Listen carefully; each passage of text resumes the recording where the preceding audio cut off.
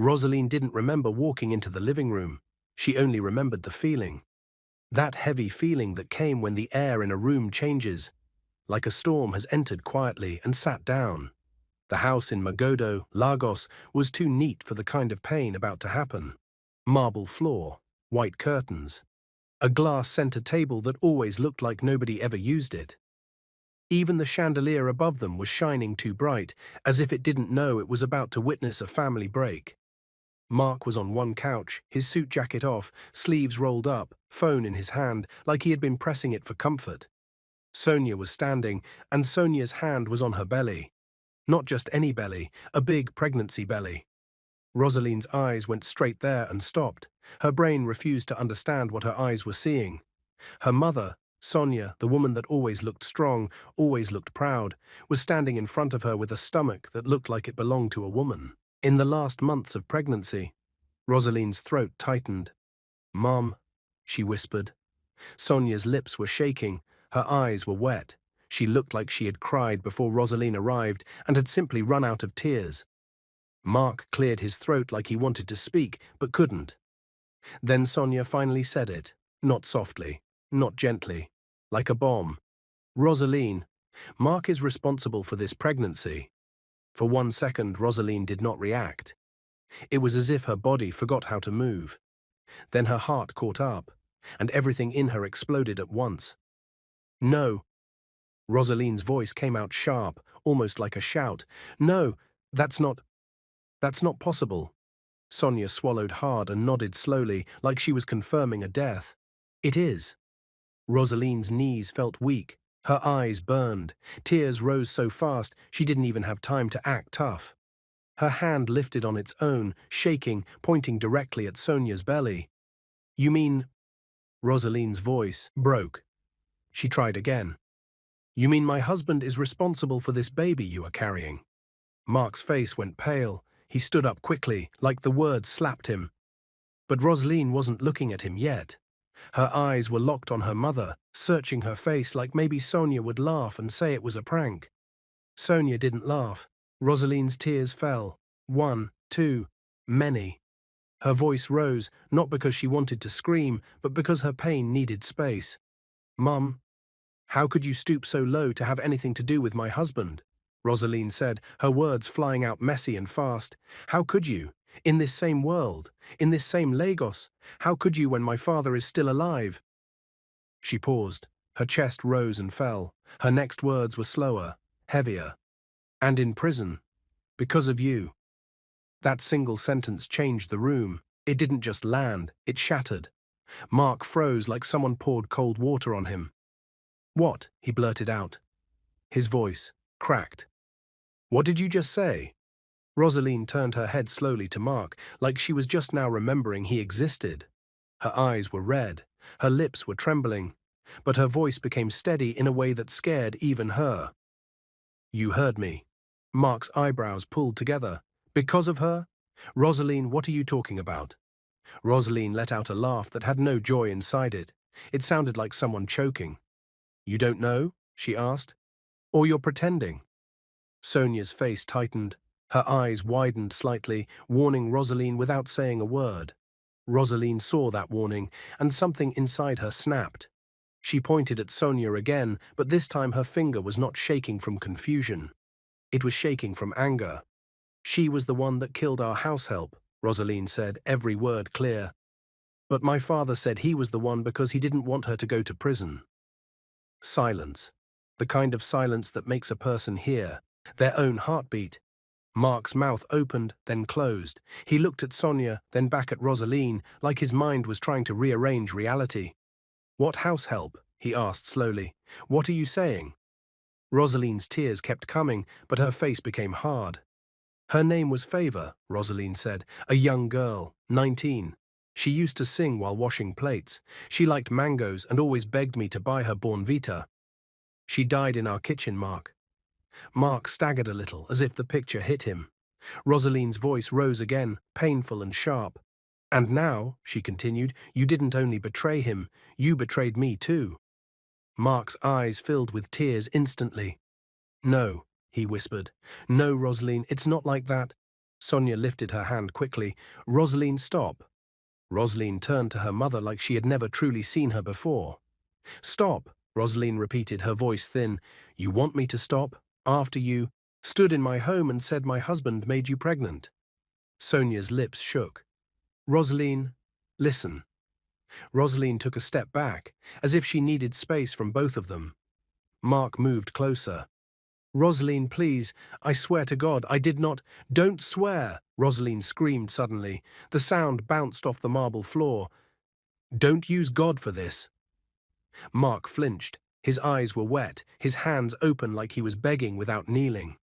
Sonia sat slowly on the edge of the couch, breathing hard, one hand on her belly, another hand covering her mouth as if she wanted to push her own confession back inside. Roseline wiped her face angrily with the back of her hand. She hated that she was crying. She hated that her body was reacting like a child. She hated that her own home now felt like a strange place. Mark's voice became shaky. It happened the day you were admitted, he said quickly, like he was scared he would lose the chance to explain. Roseline, you were in the hospital. You had that severe stomach pain, remember? At Lagos University Teaching Hospital, you were on drip. Your phone was off. I was panicking. Rosaline's eyes narrowed. She remembered. It had been scary. She had been dizzy. The doctor had talked about stress and ulcer flare. Mark kept talking, words rushing out. I came back home late that night, he said. I was tired. Your mum said she had made food. I ate it. I didn't know. I didn't know anything was inside it. I swear. Rosaline's stomach turned. Sonia's eyes closed slowly. Mark's voice cracked. Tears rolled down his cheeks. I don't even remember falling asleep, he continued. I remember sitting on the bed, then nothing. The next morning I woke up, and I was in the same bed with her. He pointed at Sonia, but his finger looked weak, like it didn't even have strength. Rosaline's breathing became louder. Sonia's shoulders shook silently. Mark shook his head hard, like he was trying to erase the memory. I was confused, he whispered. I was sick. I felt trapped. I asked her what happened. She told me to keep quiet. She said if I spoke, she would destroy everything. Roseline, I didn't know what to do. Roseline stared at him, her eyes wide, like she was watching a stranger. Sonia suddenly opened her eyes and spoke in a low voice that sounded like a warning. Mark, stop. Mark looked at her like he hated her and feared her at the same time. Roseline whispered, You drugged him. Sonia swallowed hard. She didn't answer immediately. That made Rosaline's heart sink even deeper. Mark wiped his face roughly. After you were discharged, he said, she left. She stopped answering calls. She avoided you. Avoided me. She disappeared. Rosaline's voice sounded small now. And you didn't tell me. Mark's shoulders fell. I was ashamed, he said. I was scared. Thought nobody would believe me. And you were finally happy again, after everything with your dad and that case. I didn't want to add more problems. Roseline laughed again, but it was bitter. So you kept quiet, she said. You stayed in my house. You ate my food. You held my hand. You looked into my face. And you kept quiet. Mark opened his mouth. No words came out.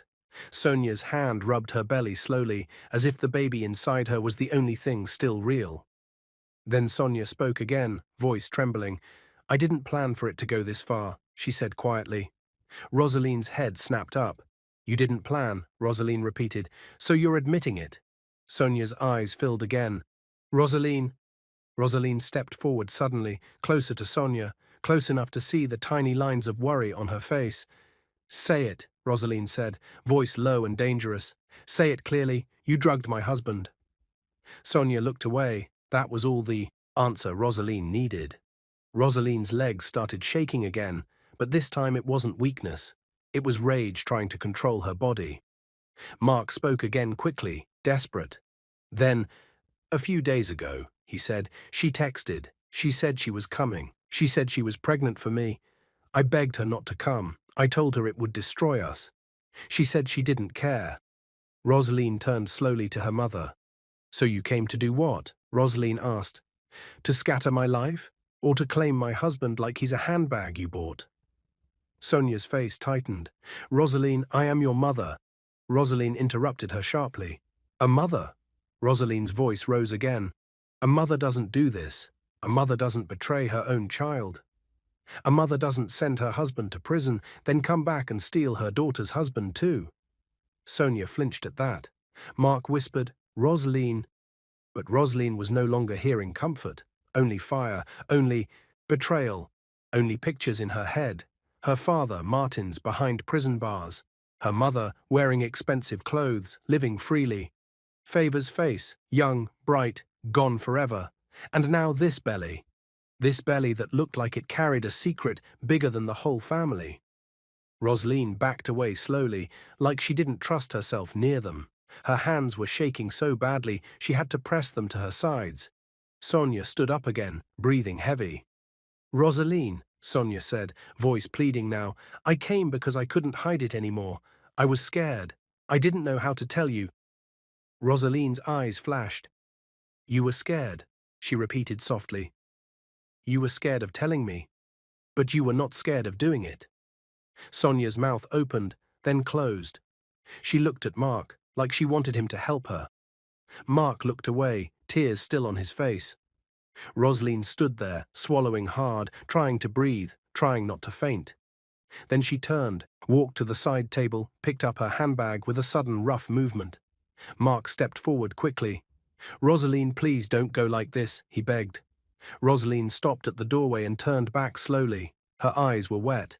Her voice was calm now, and that calm was frightening. I'm going, she said, because if I stay one more minute in this room, I might do something I will regret. Sonia took a step forward, hand on her belly.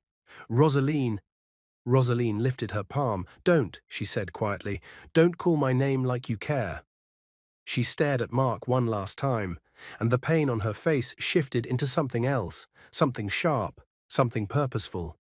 You both will hear from me, Roseline said. Mark's eyes widened. Roseline, what does that mean?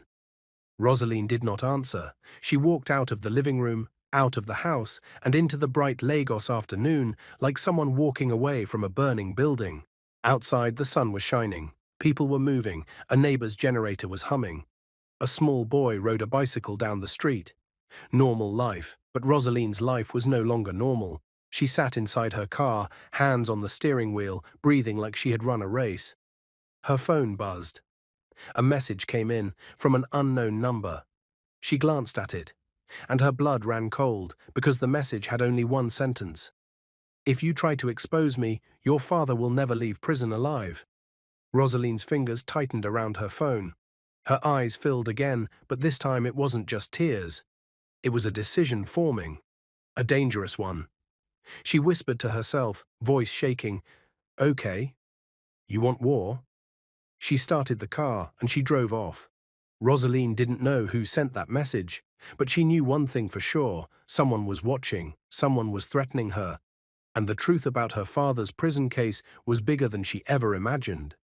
And the next thing Roseline planned to do would shock everyone. Roseline did not cry while driving, she thought she would.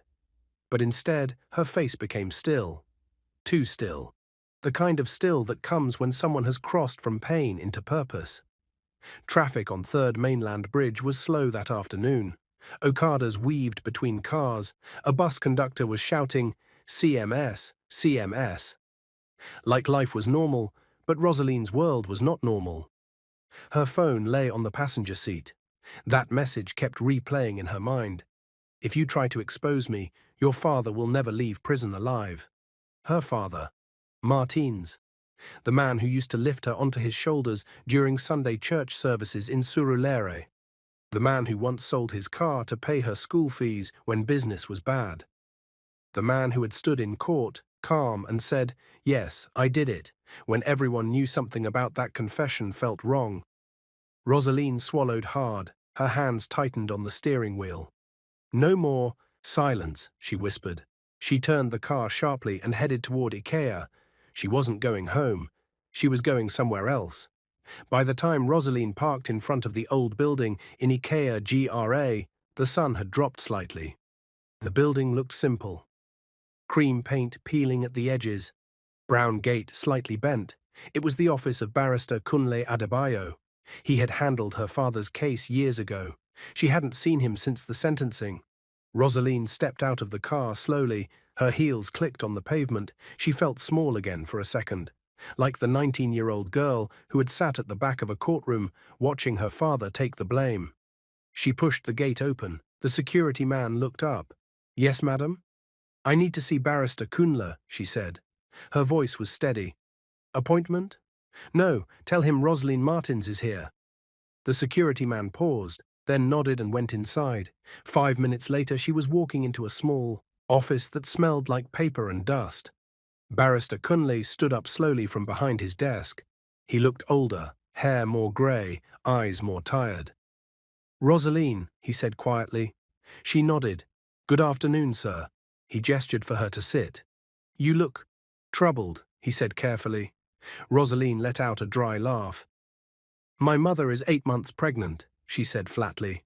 Barrister Kunle blinked. "And the father of that baby is my husband." Silence. The barrister leaned back slowly. "I see," he murmured. Roseline leaned forward. "And that's not even the worst part." Roseline told him everything: Sonia's confession, Mark's explanation, the drugged food, the text message threatening her father. When she finished, her throat hurt. Barrister Kunle did not interrupt her once. When she was done, he folded his fingers together and sighed. "Roseline," he said slowly, "there were things about your father's case that never sat right with me." Her heart skipped. "What things?" she asked quickly. "The CCTV footage," he replied. "It was incomplete." Roseline frowned. "What do you mean?" "There was a camera in the kitchen that day," he said, "but when we requested footage, we were told it was faulty." Roseline's stomach twisted. "Faulty?" she repeated. "Yes, the police said it was damaged." "And you believed them?" Barrister Kunle looked uncomfortable. "At that time," he admitted, "your father insisted on confessing. He refused to allow further investigation. He said the case should end there." Roseline felt anger rise again. "He was protecting her," she whispered.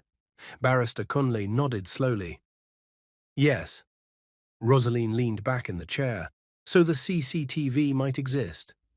"It might," he said carefully, "but if it was hidden, someone powerful was involved." Roseline's phone buzzed again. She glanced down. Another unknown number. Her chest tightened. She didn't open it yet. She looked back at the barrister. "I want the case reopened," she said. He stared at her. "Roseline, that will create noise." "Good," she replied. "It will bring media." "Good. It will bring police scrutiny." "Good." He paused. "And it will expose your mother." Roseline did not blink. "Good." Barrister Kunle watched her face closely. "You're serious?" "Yes." He leaned forward. "If we do this, we do it fully. We file a motion to review Martin's conviction. We request forensic re-examination. We subpoena any remaining surveillance storage." Roseline nodded slowly. "And we expose what she did," she added. Barrister Kunle hesitated. "Are you ready for the consequences?" he asked softly. Roseline thought about the message again. "Your father will never leave prison alive." Her jaw tightened. "I'm more afraid of staying silent," she said. Barrister Kunle opened a drawer and pulled out an old brown file. It had dust on the edges. "Your father's case file," he said quietly. "I never threw it away." Roseline stared at it like it was alive. He opened it carefully. Inside were printed photos from the crime scene, statements, police reports, and then something else.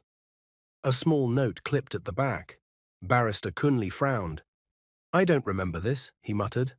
Roseline leaned closer. The note was handwritten: "Backup Storage Unit, Ikeja Industrial Estate, Code S-17. Roseline blinked. "What is that?" she asked. The barrister's face changed. "That," he said slowly, "could be secondary footage storage." Roseline's pulse quickened.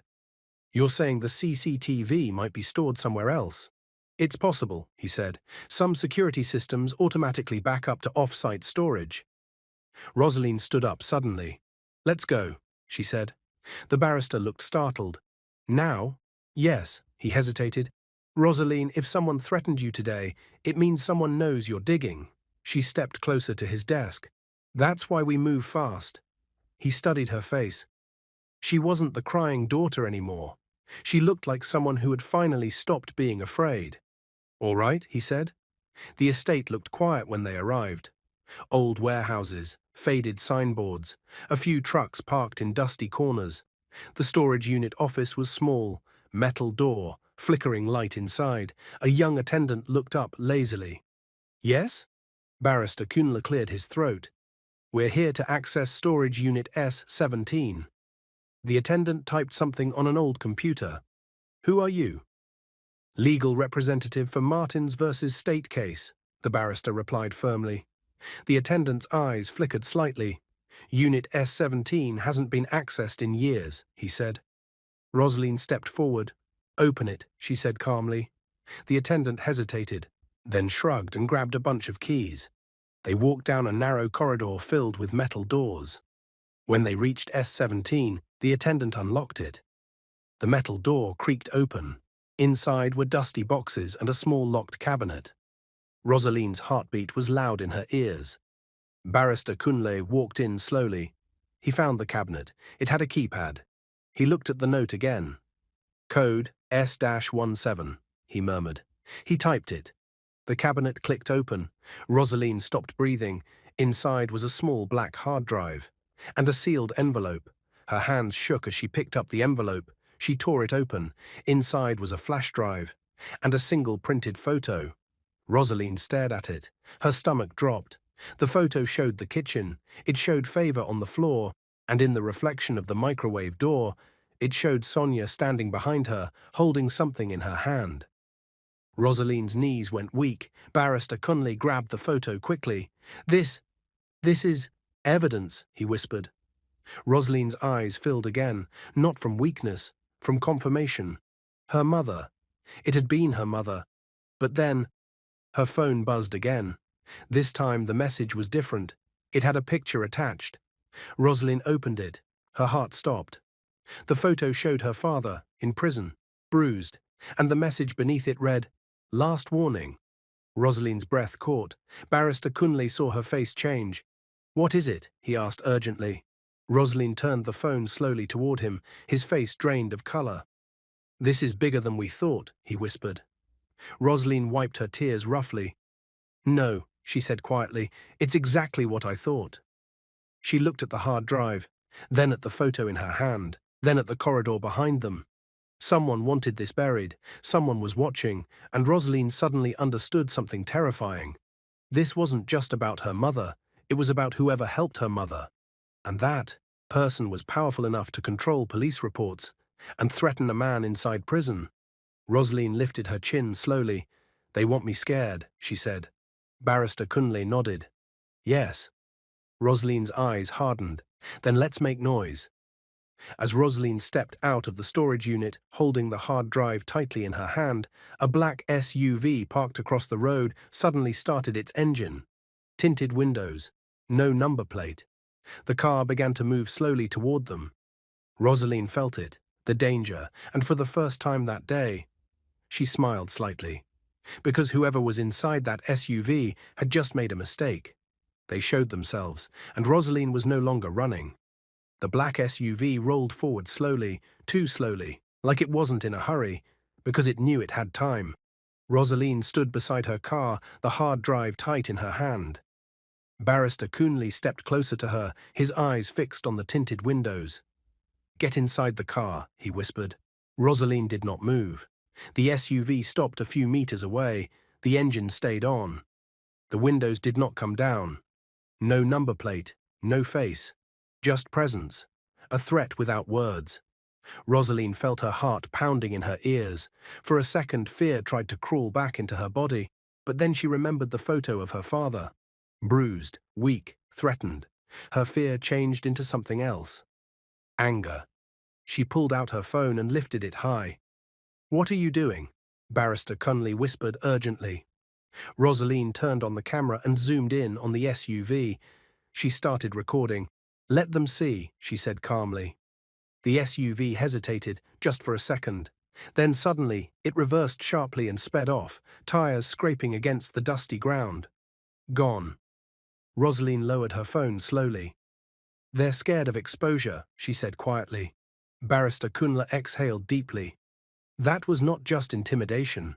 That was a warning. Roseline nodded. Yes. She looked at the hard drive again. But now we warn back. That night, Roseline sat alone in her bedroom in Magodo. Mark had tried calling her more than 15 times. She didn't answer. She wasn't ready. Her room felt too quiet. The air conditioner hummed softly. Outside, a dog barked in the distance. Roseline placed the photo from the storage unit on her bed. She stared at it again. The reflection in the microwave door was small but clear. Sonia, holding something metallic. Roseline's chest tightened. "Why, Mom?" she whispered. She remembered being 8 years old and falling sick with malaria. Sonia had sat beside her bed all night, pressing a wet towel to her forehead. That same woman, that same mother. How could both things be true? Her phone buzzed again. Mark. She finally picked up. "Roseline." His voice sounded broken. "Please, please talk to me." She closed her eyes for a moment. "Why didn't you go to the police?" she asked quietly. He inhaled, sharply.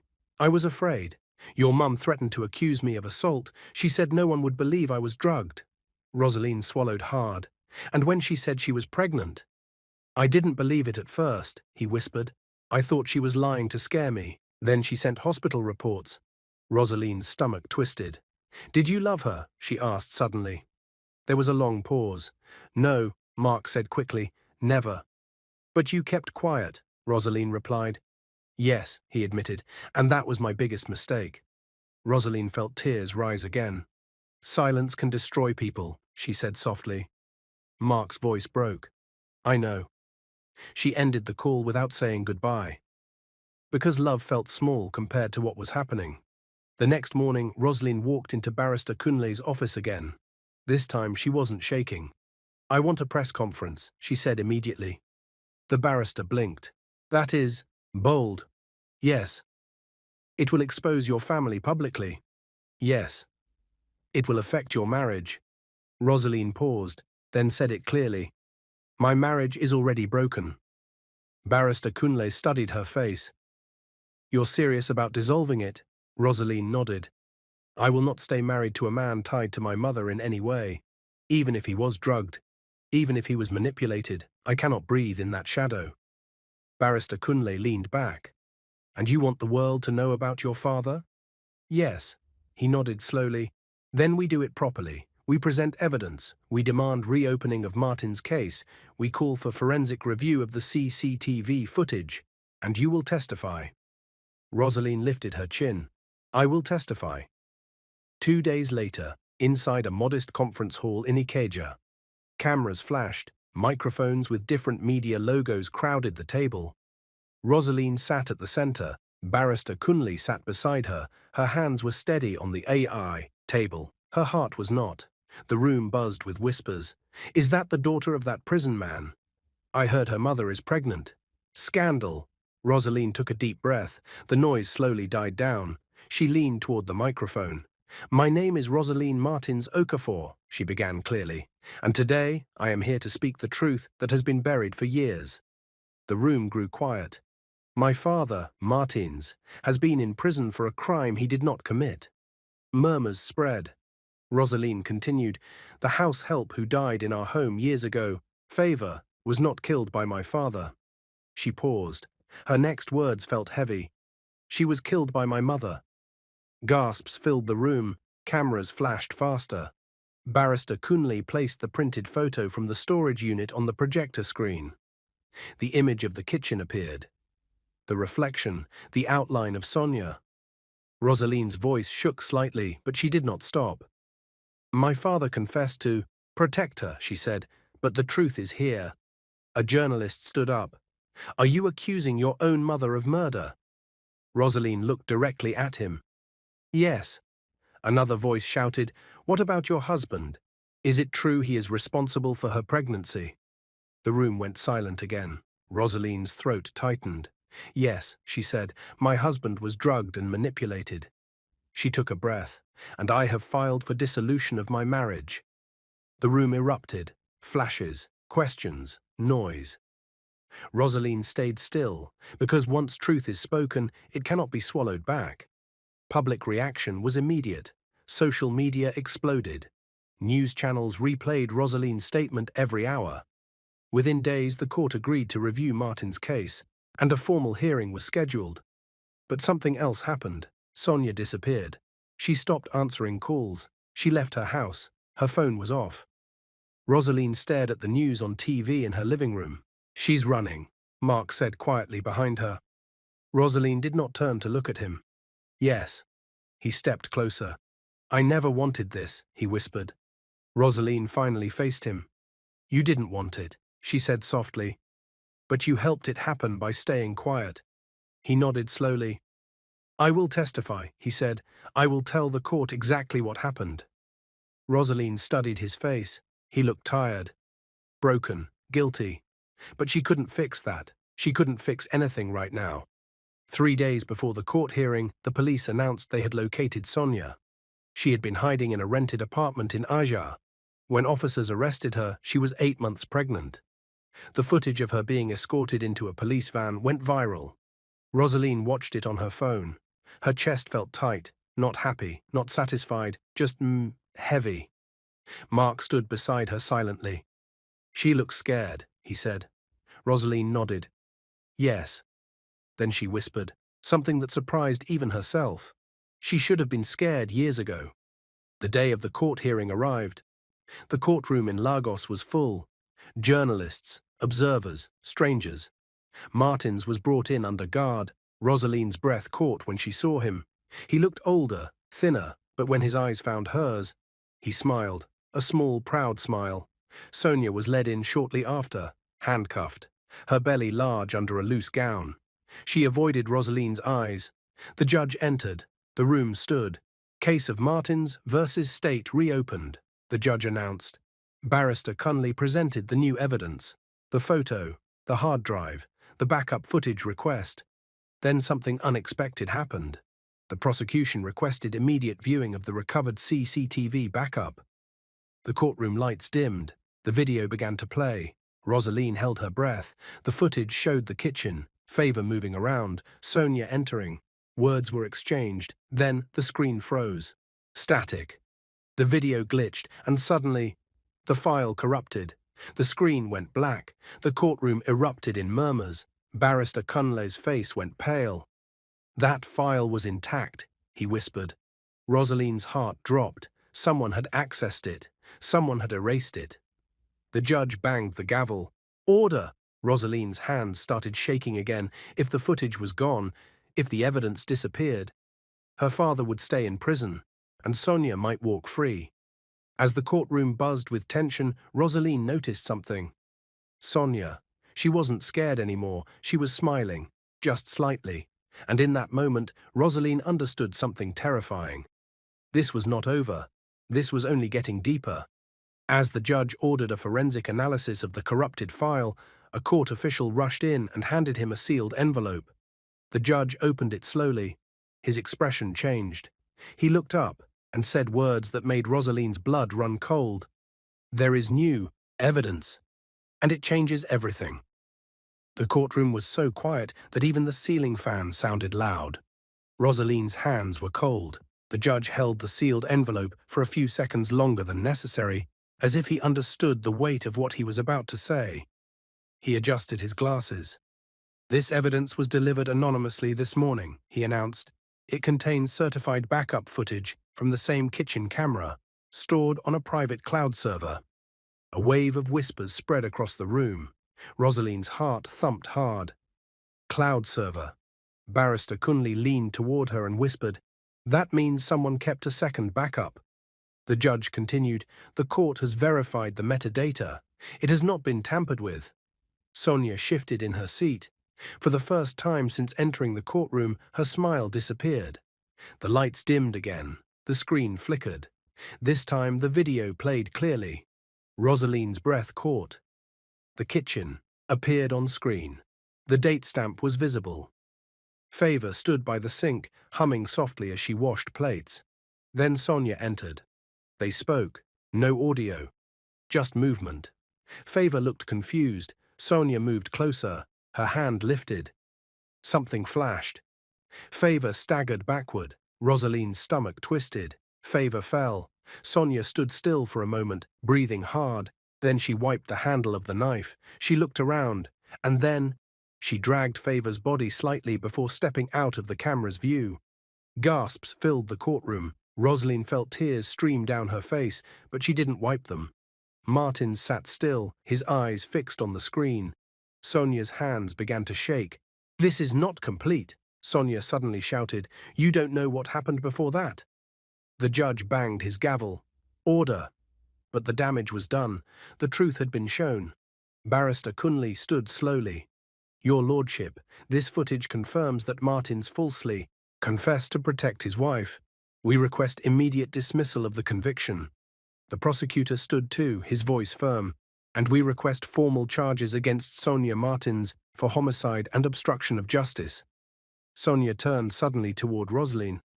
"You did this," she whispered harshly. Roseline met her eyes. "No," she said quietly, "you did." The judge adjusted his robe. "Martin's conviction is hereby overturned pending final documentation. He is to be released immediately." The courtroom exploded into noise. Roseline felt like the air rushed back into her lungs after years underwater. But the judge was not done. "As for Sonia Martins," he continued, "she is to remain in custody pending sentencing. Given the severity of the crime and the attempt to conceal evidence." Sonia's knees buckled slightly. Roseline's heart pounded again. This was the moment. The judge's voice echoed through the room. "Sonia Martins is sentenced to 20 years imprisonment." Silence, then chaos.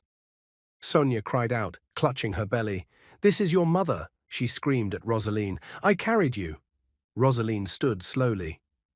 "And you carried lies," she said, her voice shaking but firm. Police officers moved to escort Sonia away. Martin stood up. His chains were removed. He looked at Roseline with tears in his eyes. As he walked toward her, Sonia was led past them. She reached out slightly.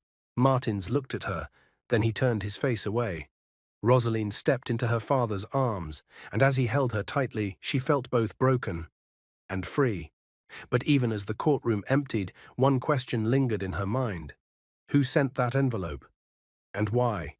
Because someone had saved them at the last second, and that someone still hadn't revealed themselves. The prison gates closed behind Sonia with a heavy metallic sound. It echoed. Roseline felt it inside her chest. 20 years. 8 months pregnant. 20 years. The news spread across Lagos like wildfire. Talk shows discussed it. Churches debated it. Social media argued about it. But Roseline stopped reading comments. She was tired of noise. What she wanted now was quiet. 3 days after the judgment, Martin stepped out of prison fully free. No handcuffs, no guards. Just sunlight. Roseline stood waiting outside with Barrister Cunley.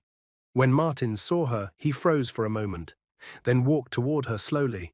He looked thinner, his beard was fuller, his eyes were older, but when he reached her, he opened his arms. Roseline fell into them like a child. "I'm sorry," she whispered, tears soaking into his shirt. Martin shook his head gently. "You have nothing to be sorry for." His voice was weak but steady. "I should have told the truth years ago." Roseline pulled back slightly and looked at him. "You were protecting her," she said softly. Martins nodded. "Yes. I thought love meant sacrifice. I didn't know silence could become poison." Roseline swallowed hard. Silence. Poison. That word stayed with her. The divorce hearing was short. Mark stood quietly before the judge. He did not argue. He did not fight. He only nodded when Roseline's lawyer presented the request for dissolution. The judge granted it. Mark was ordered to pay her $500,000 as settlement. Outside the courthouse, Mark approached her slowly. "I never meant to hurt you," he said quietly. Roseline looked at him for a long time. "I believe you," she replied. His eyes filled with tears. "But believing you doesn't erase what happened." He nodded slowly. "I will live with that." She watched him walk away. He looked smaller somehow, not evil, just broken. Weeks later, Roseline received news from the prison. Sonia had given birth to a baby boy. Healthy, strong. Roseline stared at the message for a long time, her heart twisted in ways she didn't expect. Martins sat across from her in their new rented apartment in Surulere. Simpler, smaller, peaceful. "Will you visit her?" he asked gently. Roseline shook her head slowly. No. There was no anger in her voice, just finality. "I can forgive," she said quietly, "but I cannot pretend." Martins nodded. "I won't go either." The room was silent for a moment, then Martins reached across the table and held her hand. "We will rebuild," he said. Roseline squeezed his hand. Yes. They had lost years. They had lost trust. But they had found truth. And truth, even painful truth, gave them ground to stand on again. Sometimes at night, Roseline still thought about the envelope, the anonymous evidence, the unknown person who chose justice over fear. She never discovered who sent it. Maybe it was someone who once worked in their house. Maybe it was someone inside the system who couldn't carry guilt anymore. Or maybe it was simply time. Time, finally, correcting what humans tried to bury. Roseline stood by the window one evening, watching children play football on the street. Her voice was soft as she spoke, almost to herself. Her father called her from the kitchen. "Roseline, come taste this stew." She smiled faintly. "Coming." And as she walked away from the window, she did not feel empty. She felt changed. The storm had passed, but the lessons would remain forever. If you like this story, comment, share, and subscribe to our channel for more interesting stories.